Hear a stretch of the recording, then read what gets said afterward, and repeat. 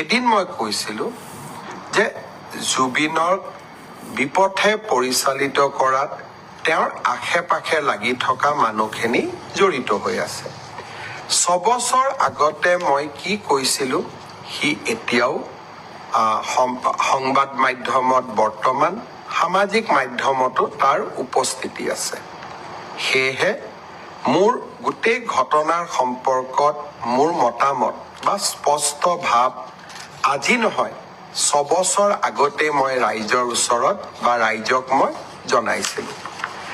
জুবিন আমাৰ জাতীয় সম্পদ। জ্যোতিপ্ৰসাদ আগৰৱালা, বিষ্ণুপ্ৰসাদ ৰাভা আৰু ভূপেন হাজৰিকাৰ সমকক্ষ বুলি জুবিন গাৰ্গক অভিহিত কৰি মই জুবিনৰ সন্মুখত দিয়া এটি ভাষণো সামাজিক মাধ্যমত উপলব্ধ হৈ আছে।